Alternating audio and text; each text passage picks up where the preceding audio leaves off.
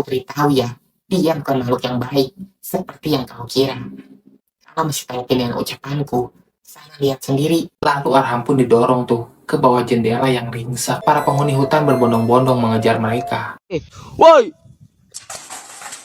astagfirullah.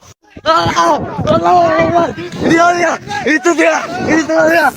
Jumpa lagi bareng gue Randy di sini di channel horor kesayangan kita, Horor Area. Ini tempatnya horor. Gimana nih kabar kalian semua? Semoga sehat selalu ya, dan selalu dalam lindungannya. Amin. Kali ini gue akan bawain sebuah thriller horor yang cukup serem, berjudul Tersesat, karya Ada Bertrasti. Gimana keseruannya? Gimana cerita lengkapnya? Yuk kita sikat sama-sama di Horor Area.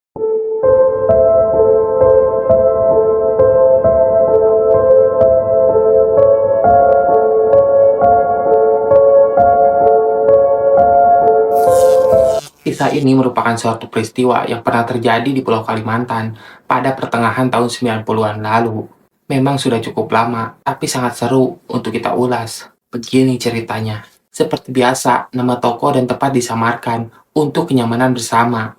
Dahulu di desa Gula Jawa, ada seorang wanita yang terkenal akan kecantikannya. Wanita tersebut biasa kita panggil dengan nama Nani oleh warga desa sana. Selain parasnya yang cantik, Nani juga memiliki sifat yang murah hati dan gemar menolong. Di usia yang ke-19 tahun, ia pun dinikahi tuh oleh putra kepala desa setempat yang telah lama menjalin kasih dengannya. Namun sayang, baru seumur jagung usia pernikahan mereka, sang suami pun malah meninggal dunia. Hati Nani hancur kala itu. Ia pun tak kuasa menahan kepedihannya karena pernikahannya yang kandas terlalu cepat. Ia juga belum siap tuh untuk kehilangan orang yang dikasihinya. Batinnya terguncang dan pikirannya pun terganggu kala itu. Akhirnya Nani pun divonis sakit jiwa tuh. Suatu hari, di tengah-tengah kondisi mentalnya yang sedang memburuk, Nani pun berjalan keluar rumah tuh, tanpa ada yang mengetahui. Dengan pikiran yang kosong melompong, tanpa ia sadari, ia telah melangkah jauh masuk ke dalam hutan di pinggir desa sana. Saat kewarasannya muncul, barulah ia sadar ia telah berada di mana kala itu.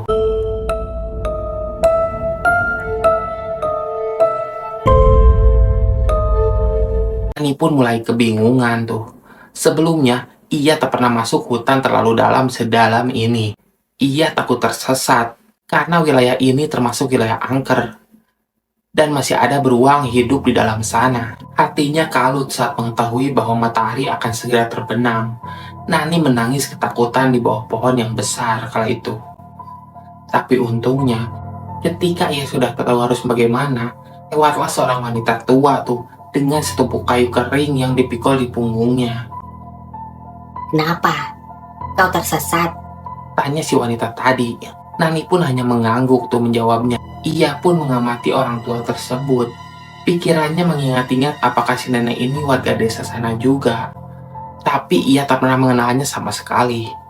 Jelas, wanita itu memang bukan warga desa setempat. Singkat cerita, hari pun mulai malam. Hari mulai malam. Berbahaya jika kau berkeliaran di hutan ini. Ayo ikut ke rumahku, besok baru kau lanjutkan perjalananmu. Nani pun mengiyakan tuh sambil terisak menangis. Ia pun bersyukur masih ada yang mau menolongnya.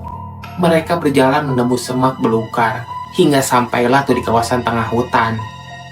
Lama kemudian, keduanya pun tiba tuh di suatu gubuk yang terlihat sangat reot.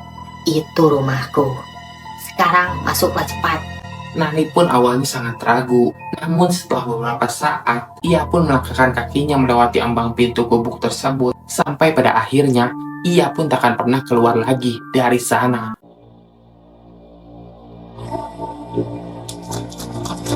Di sisi lain, Arham benar-benar tak habis pikir.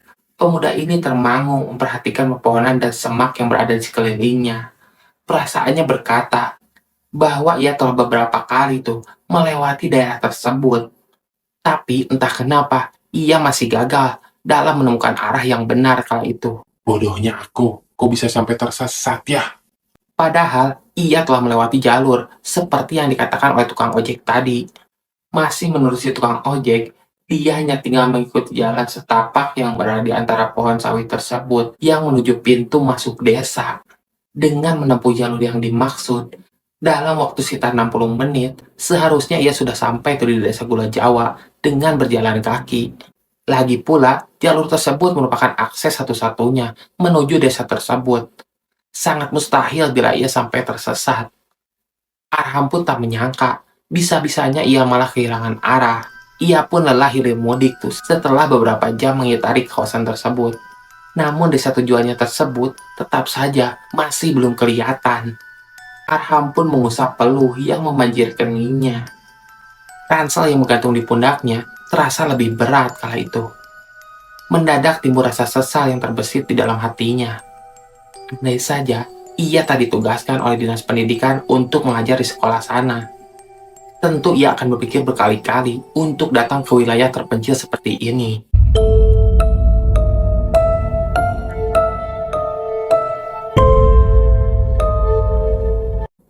Padahal karirnya sebagai guru baru saja hendak dimulai. Hari pun mulai beranjak sore tuh. Sedangkan Arham belum berhasil menemukan jalan ke desa tersebut. Ia pun frustasi.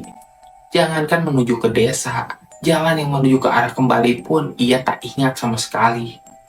Ia sadar dirinya telah terperangkap di dalam hutan. Matahari nyaris terbenam tuh di ufuk.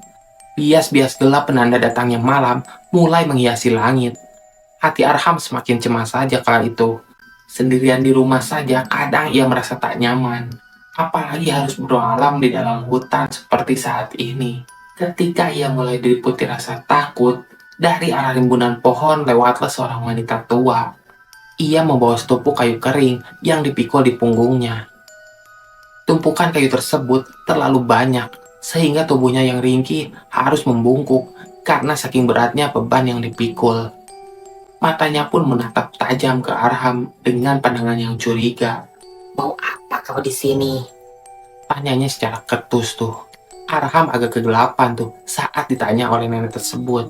Tapi di sisi lain, ia merasa lega karena masih ada orang di hutan ini selain dirinya. Maaf, Nek. Saya dari kota. Mau ke desa Gula Jawa. Tapi saya tersesat, tak tahu jalan. Hingga sampai di sini. Mungkin nenek bisa menolong saya menunjukkan arah ke desa. Si nenek pun masih menatap tajam tuh. Lalu menjawab, Sayang sekali, kau sudah terlampau jauh dari desa. Tak mungkin di malam hutan ini kamu akan berjalan ke sana. Arham pun makin ketar-ketir saat itu. Ia takkan rela bermalam di hutan yang terkesan angker ini. Wanita tua itu pun sepertinya paham apa yang dikhawatirkan oleh Arham. Lalu ia pun berkata, Wilayah ini sangat berbahaya. Kau takkan sanggup untuk bertahan. Menginaplah dulu 1 malam di rumahku. Besok pagi baru kau lanjutkan perjalananmu. Arham pun menghela napas yang tadinya berat. Sekarang ia merasa lega. Baiklah, Nek. Terima kasih atas tumpangannya. Ayo ikut aku. Ajak sang nenek tanpa berlama-lama tuh. Ia pun berjalan dengan kaki yang lebar dan langkah yang cepat. Gerakan nenek tersebut termasuk gesit untuk wanita yang berusia sepertinya. Akibatnya, Arham pun yang memang lamban jadi kewalahan tuh untuk mengikutinya. Maaf, Nek. Saya tak mengerti apa yang dimaksud perkataan nenek tadi yang dibilang hutan ini berbahaya. Itu apa artinya ya, Nek? Namun si nenek pun hanya diam dan tak bersuara. Sepertinya ia telah memusatkan diri pada sesuatu. Arham pun masih mau tuh bertanya lagi pada nenek tersebut. Namun sekilas ia melihat ada sepasang bola mata yang sedang memperhatikan mereka dari balik pepohonan. Sekarang ia malah khawatir jika ia sedang diintai untuk diincar nyawanya. Nek. Seru Arham kepada nenek yang tetap berjalan lurus kala itu. Ia pun tak menggubrisnya, tapi melihat dari gelagatnya yang menunjukkan sikap waspada, kemungkinan ia telah tahu ada seseorang yang membutuhkan mereka berdua. Percepat saja jalanmu dan jangan hiraukan. Perintah sang nenek kala itu. Arham pun hanya menurut tuh. Mereka berjalan jauh, menembus semak belukar yang meninggi, serta melewati deretan pohon yang sangat besar. Setelah cukup lama berjalan, sampai juga mereka di kawasan hutan tengah tersebut. Malam semakin larut bersimutkan gelap. Dari sini, Arham pun dapat melihat sebuah bangunan kecil yang sebagiannya diterangi oleh cahaya dari obor. Itu rumahku. Masuklah dulu kau ke dalam. Suruh nenek tersebut ketika mereka sudah sampai. Mata Arham pun perhatikan bangunan yang disebut rumah itu. Alih-alih berupa rumah, bentuknya lebih mirip gubuk reot yang nyaris rubuh. Hati Arham pun merasa heran. Seseorang yang telah lanjut usia bisa mendiami bangunan semacam itu. Tapi kemudian ia pun maklum. Daerah yang ia datangi ini memang masih termasuk wilayah pedalaman. Dan bisa jadi di desa manapun masih dapat ditemukan bangunan lain yang serupa. Si nenek tadi telah selesai menyusun kayu kering di samping gubuknya. Melihat Arham yang masih melamun, ia pun membentak dengan suara keras. Cepatlah kau masuk anak muda, jangan berlama-lama di depan pintu.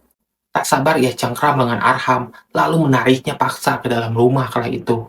Diperlakukan seperti itu, Arham hanya menurut saja.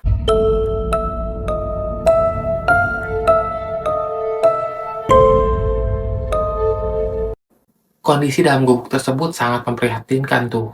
Di dalamnya cuma terdapat satu ruangan kecil, dan sebuah dapur yang lantainya ambruk setengah kala itu. Namun daripada harus kedinginan di luar, Arham pun lebih memilih untuk berada di dalam gubuk tersebut karena hawanya lumayan hangat. Kau bisa tidur di sebelah sana. Si nenek pun menunjuk ke sudut ruangan yang lantainya beralaskan selembar anyaman bambu. Seorang bocah perempuan pun sedang berbaring di sana. Kedua matanya terpejam. Ia tertidur pulas. Itu cucuku, tidurlah di sampingnya, tapi jangan ribut. Nanti ia bisa terbangun. Tanpa banyak tanya, Arham pun berjalan tuh ke tempat yang nenek tadi tunjuk. Badannya terlalu letih. Ia ingin segera langsung tidur tuh kala itu. Dengan hati-hati, ia letakkan tubuhnya yang agak tambun tersebut di tikar anyaman tersebut. Sengaja ia ambil posisi agak menjauh tuh dari tempat sang bocah tersebut berbaring. Ia perhatikan bocah tersebut, anak yang aneh. Ucap Arham dalam batin. Tinggi bocah perempuan itu pendek, kira-kira seusia anak yang berumur 6 tahun. Tapi herannya, wajah bocah tersebut nampak tua, dengan kulit wajah yang dipenuhi dengan keriput. Ia jadi terlihat setara dengan sang nenek. Bahkan ia pun tak memakai pakaian kala itu. Buah dadanya yang kendur terpampang jelas di depan mata Arham. Untungnya masih ada selembar kain usang yang menutupi bagian tubuh bawahnya. Arham pun bergidik kala itu.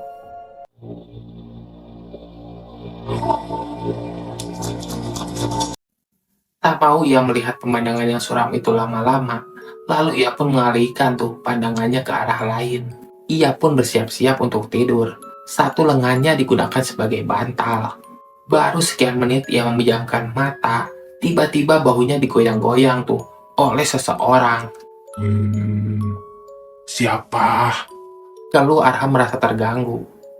Ia pun akhirnya memejamkan mata tuh. Di hadapannya berjongkok seorang gadis dengan penampilan lusuh dan kumal. Gadis ini buru-buru menempelkan satu jarinya di bibir, seraya menunjuk ke arah bocah perempuan tersebut yang masih terlelap. Arham pun langsung paham dengan isyarat tersebut. Siapa kau? Tahankan suaramu. Dengar, kau harus segera pergi dari tempat ini sekarang juga. Jawab sang gadis asing tersebut dengan nada berbisik. Arham pun bingung tuh tak mengerti. Aku hanya menumpang untuk istirahat. Besok aku akan minta nenek itu mengantarkanku ke desa. Kenapa kau malah menyuruhku pergi? Kau ini lugu sekaligus tunggu. Kau takkan pergi sampai ke desa tersebut besok pagi. Otak Arham pun mencerna ucapannya.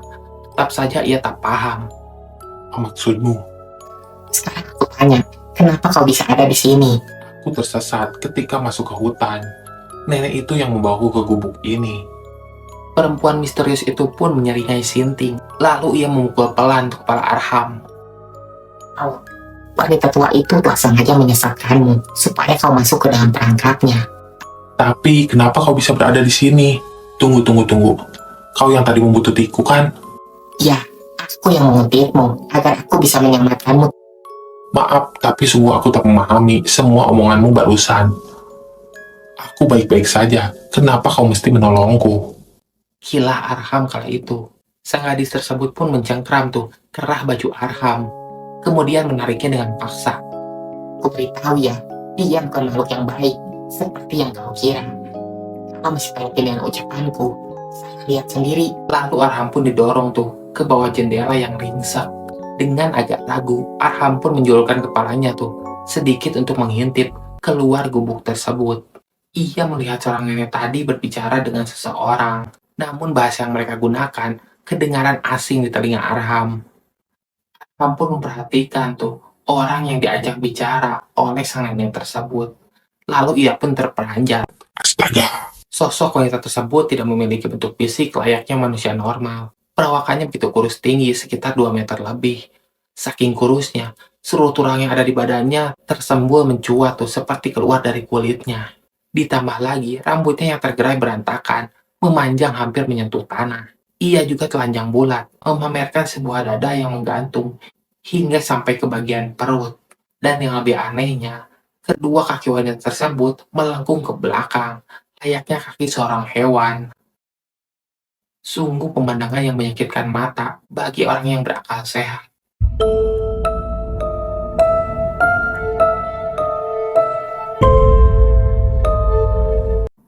Arham pun kembali tuh ke lantai gubuk tersebut. Ia terperangah. Seumur hidup, baru kali ini ia menyaksikan ada manusia dengan bentuk yang tak lazim seperti itu. apa itu? Makhluk keparat itu adalah penguasa hutan ini, dan si nenek tua tersebut adalah pelayannya. Intinya mereka semua bukan manusia. Mereka mau apa dariku? Gadis itu pun menatap tajam Arham, yang dinilainya sangat. Pikiranmu lambat. Sudah jelas mereka hendak menjadikan dirimu makan malam buat mereka. Dan mereka sudah lama tidak menyantap nyawa manusia. Arham pun semakin ketakutan. Tak ia kira dirinya bisa terjebak dalam situasi mencekam seperti saat ini. Hei, tapi bagaimana kau bisa tahu tentang semuanya? Karena aku pernah jadi korban mereka. Sudah cukup. Yang terpenting sekarang, kau harus ikut denganku keluar dari gubuk ini. Aku akan mengantarmu menuju desa sebelum terlambat. Mereka pun lalu bergerak perlahan. Ada jendela di bagian dapur. Tadi aku masuk lewat sana. Jadi kita keluar lewat sana juga tanpa ketahuan. Namun Arham pun memegang tangan sang gadis tersebut untuk menghentikannya. Tunggu dulu. Kenapa aku harus mempercayaimu? Sedangkan aku saja tak mengenalmu. Gadis itu pun menoleh kepada Arham. Bibirnya tersenyum, tapi terkesan sendu. Di balik penampilannya yang aut-autan, masih tersisa gurat-gurat kecantikan di wajahnya. Ia pun berkata dengan nada yang murung. Bahkan aku sendiri pun tak ingat lagi siapa diri ini. Tapi aku masih sedikit mengingat kalau dulunya orang-orang di desaku memanggilku dengan nama Nani. Ya, namaku Nani. Arham pun menurut tuh, ketika tangannya digandeng oleh Nani.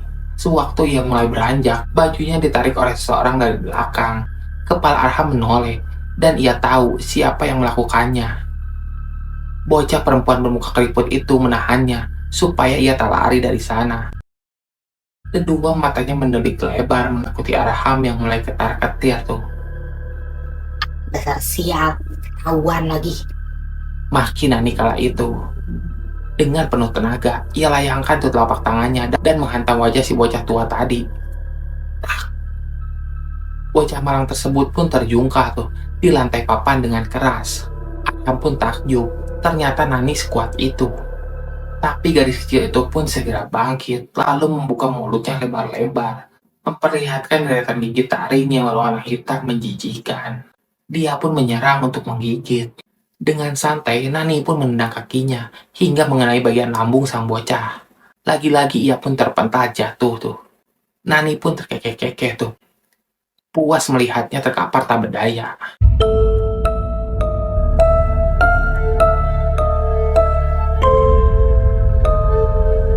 Bocah itu pun menangis kesakitan. Ia pun mulai menangis tuh. Tak disangka-sangka, tangisannya pun makin keras.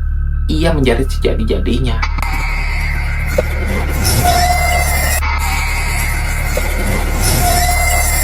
Suaranya yang lantang membahana, membelah keheningan malam kala itu. Arham pun dan Nani kelabakan. Dua sosok yang berada di luar sana pasti mendengar keributan yang mereka buat. Tarik. Cepat-cepatlah ia menarik tangan Arham menuju arah luar tuh. Secepat mungkin, mereka berhasil melompati jendela yang menganga di dapur. Walaupun Arham sempat terguling saat hendak mendarat, suara gaduh itu pun terdengar dari dalam gubuk yang mereka tinggalkan. Jelas penghuninya tahu bahwa Arham telah kabur kala itu.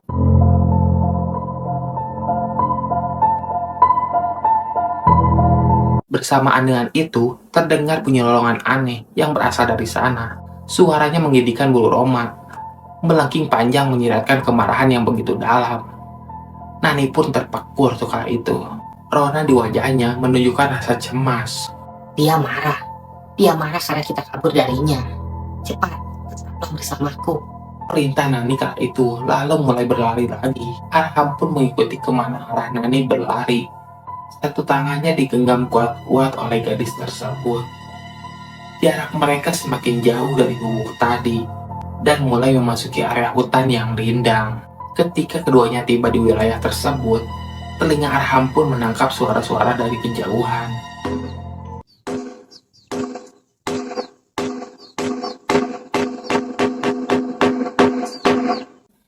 Ia yakin betul suara yang ia dengar ialah bunyi ketongan yang dipukul. Hati Arham pun menjadi girang kala itu. Ia tahu warga desa pasti sedang mencarinya yang hilang kala itu. Suara ketokan itu pun berbunyi semakin nyaring, semakin riuh, dan kian mendekat. Arham pun berhenti berjalan. Nani pun menatapnya dengan heran. Kau berhenti.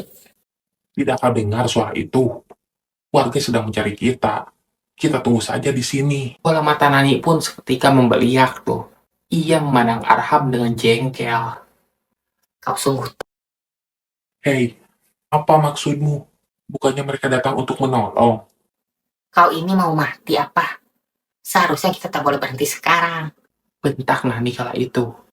Beberapa saat kemudian, suara keriuhan tersebut telah sampai tuh di tempat mereka. Walaupun samar, mata Arham pun masih bisa melihat tuh kemunculan segerombol warga desa yang menenteng obor dan kentongan bambu. Akhirnya selamat. Cahaya yang berasal dari obor tersebut menyinari kegelapan hutan, walaupun biasnya temaram. Nani kian resah. Jari Arham pun dipegangnya secara kuat-kuat tuh. Pemuda itu merasa aneh, Apa ada yang tidak beres ya? pikirnya kala itu.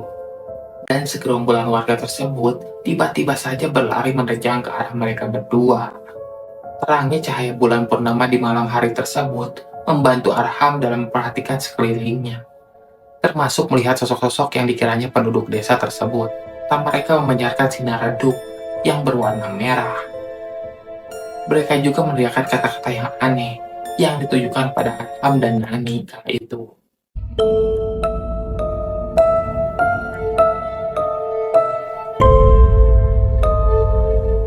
Hutan yang tadinya hening, kini jadi bising dan ramai. Lutut Arham pun semakin bergetar tuh kala itu. Orang-orang yang kelihatan beringas tersebut hendak membantai dirinya. Untung saja Nani sigap, tak mau membuang waktu, secepatnya ia tarik lagi tuh Arham dan membawanya lari. Sosok bermata merah itu pun tak mau kehilangan buruan mereka. Lari mereka semakin kencang, gerakan mereka pun semakin tangkas tuh. Senjata semacam parang, golok, berterbangan dari tangan mereka. Namun tak satu pun ada yang mengenai Arham maupun Nani. Kau lihat, mereka bukan penduduk desa. Mereka penghuni gaib yang mendiami hutan tersebut.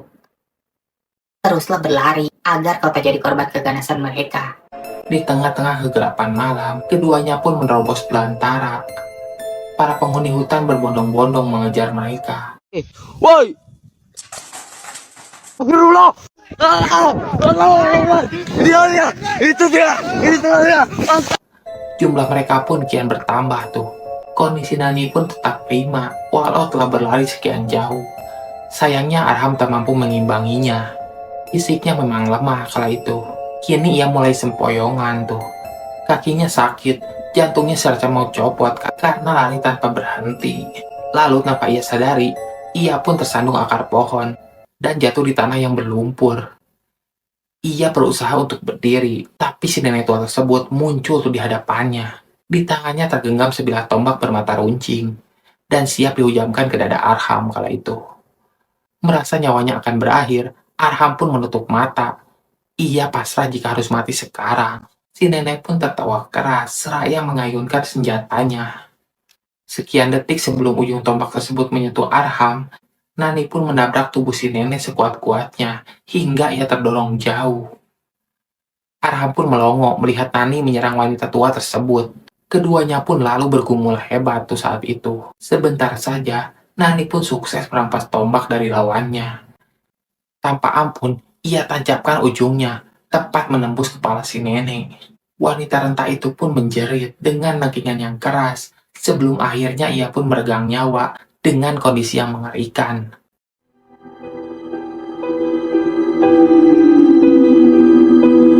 Tewasnya sang nenek kian menyulut amarah mereka yang mengejar Arham dan Nani. Nafsu mereka pun telah mencapai puncak. Situasinya semakin sulit, namun Nani belum mau menyerah. Dipaksanya Arham yang terduduk lemas untuk bangkit berdiri kala itu. Keduanya pun melanjutkan tuh pelarian mereka ke desa kala itu. Langkah kaki Arham pun terseok-seok. Sebenarnya ia tak mampu untuk bertahan lebih lama.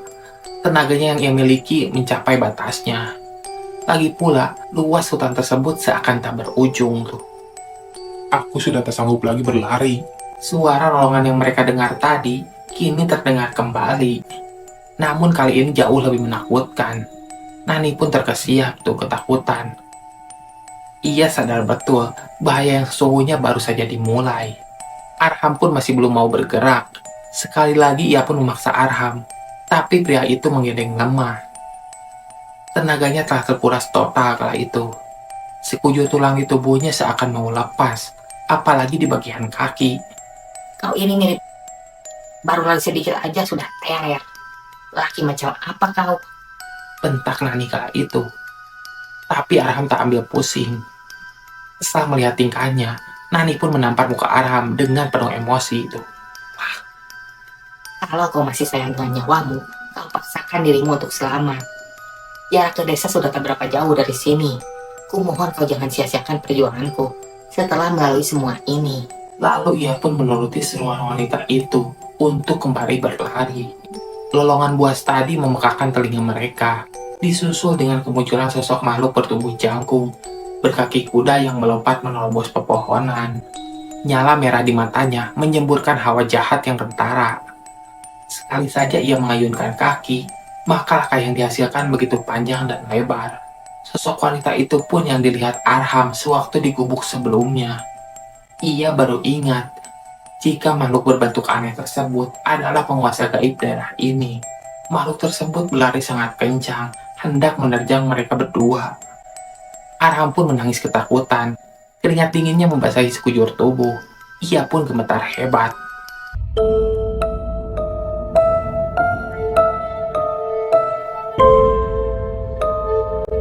Nani pun terperangah sejenak, namun buru-buru dapat menguasai diri dan kembali menarik Arham untuk kesekian kalinya.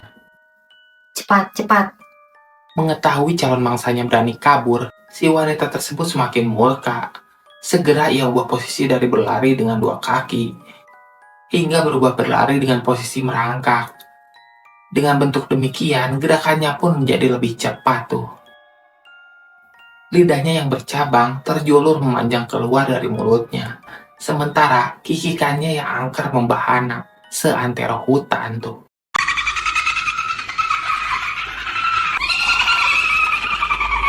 Bahkan Nani pun yang tadinya bersikap pemberani dan tangguh, tak kuasa menyembunyikan rasa takutnya pada makhluk tersebut. Yang bisa ia lakukan saat ini hanya menjauhkan Arham dari cengkramannya.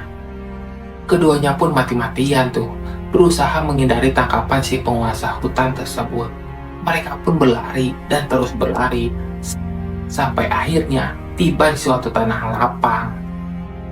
Dari bukit kecil ini, Arham melihat deretan rumah sederhana berbaris rapi di bawah sana. Wajah Nani pun langsung sumringah kala itu. Berhasil, kita berhasil keluar dari hutan.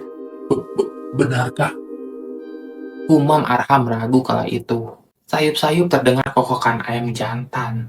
Diiringi suara lantunan tarhim tuh dari surau yang ada di sana.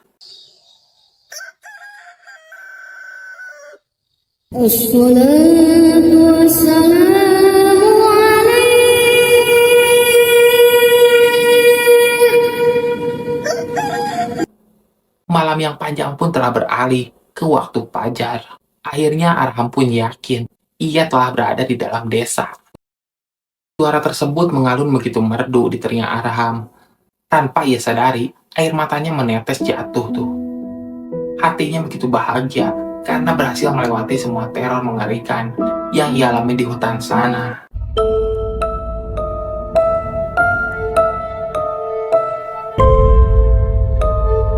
Arham pun berjalan perlahan menuju desa di bawah tersebut. Nanik mengiringinya dengan setia sambil berpegangan tangan. Di tepi batas kawasan hutan, Nanik pun melepaskan genggamannya pada Arham. Langkahnya pun terhenti. Loh, kenapa kau berhenti di sini? Tanya Arham dengan heran perubahan sikap Nani kala itu. Bukannya kau juga mau pulang? Kau juga tinggal di desa ini kan? Kepala Nani pun menggeleng pelan tuh. Wajahnya kembali murung. Arham pun menggenggam lagi tuh jari jemari Nani yang dingin kala itu. Hei, tunjukkan saja di mana rumahmu. Kita bisa bersama-sama ke sana. Maaf, aku tidak bisa. Tak ada lagi tempatku di sana. Hanya hutan ini satu-satunya tempatku bernaung. Tapi kau telah berusaha payah untuk membantuku keluar dari hutan tersebut. Akan kukatakan pada orang-orang bahwa kaulah yang menyelamatkanku. Sekali lagi maaf. Aku hanya bisa mengantarkan sampai di sini. Tugasku hanya menolong siapa saja yang tersesat di hutan, termasuk kau yang tadi tersesat di hutan. Dan sekarang semuanya sudah selesai. Arham pun terlalu lelah tuh untuk memahami ucapan yang dirontarkan Nani. Namun ia tahu ini artinya saat perpisahan telah tiba. Secara spontan dipeluknya Nani dengan penuh rasa haru. Bibirnya bergetar mengucapkan terima kasih yang tak terhingga. Air matanya berderai membasahi wajahnya. Sambil menjauh, Arham pun melambaikan tangannya kepada Nani, lalu menyaksikan ia pergi. Hati Arham pun dirundung kesedihan, kalau sosok Nani tak terlihat lagi, karena jarak mereka sudah semakin jauh. Ia pun berjalan tertatih-tatih menuju salah satu rumah warga desa. Dari situ, ia rencananya akan meminta bantuan lebih lanjut. Tapi, ketika ia hendak mengendor rumah tersebut, kepalanya terasa berat. Tubuhnya yang letih malah ambruk di ambang pintu. Arham pun jatuh pingsan tuh kala itu.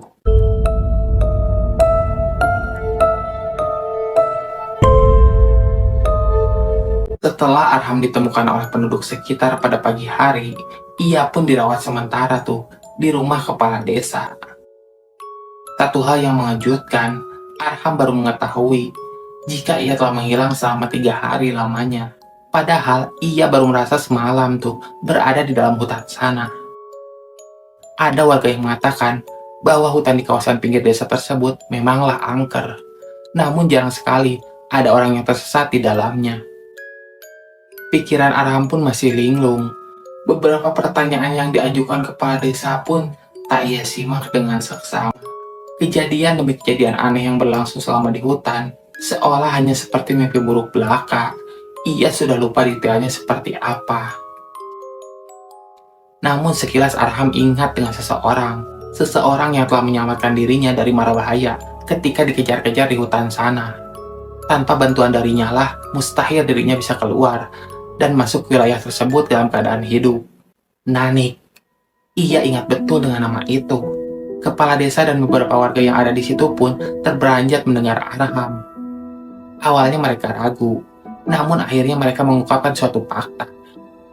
Dengan raut wajah yang sedih, kepala desa pun berkata, Sebenarnya Nani itu adalah istri dari putraku yang telah meninggal. Namun sayang, Nani pun sudah tak ada lagi di sini.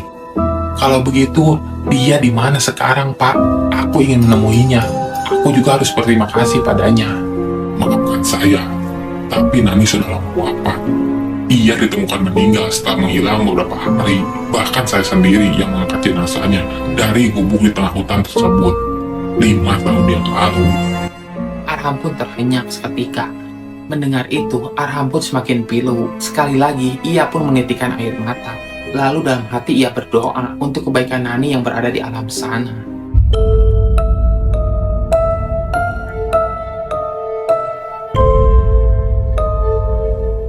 Gerimis hujan membasuhi bumi dengan syahdu pada siang tersebut. Dari dalam kelas yang sepi, Arham pun melamun, memperhatikan rintik-rintik yang membasahi jendela. Sudah 4 bulan lamanya ia menetap sambil mengajar di desa Gula Jawa tersebut. Sedikit-sedikit ia menyukai desa tersebut, baik dari faktor penduduknya, suasana yang sederhana, dan juga lingkungannya yang masih asri. Arham pun tergugah dari lamunan panjangnya ketika matanya menangkap sosok perempuan sedang berdiri di tengah-tengah hujan. Perempuan yang nampak tak asing di matanya sedang memperlihatkan dirinya dengan tubuh yang basah bermandikan gerimis. Seketika Arham pun bahagia. Ia tersenyum melihat Nani yang ada di sana. Baru sekarang ia muncul lagi setelah pertemuan terakhir saat kejadian di hutan tersebut. Nani pun membalas senyuman Arham dengan senyuman yang begitu tulus. Bibirnya berucap pelan, mengucapkan selamat tinggal. Lalu ia pun melangkah mundur ke balik pepohonan. Kemudian sosok itu pun menghilang.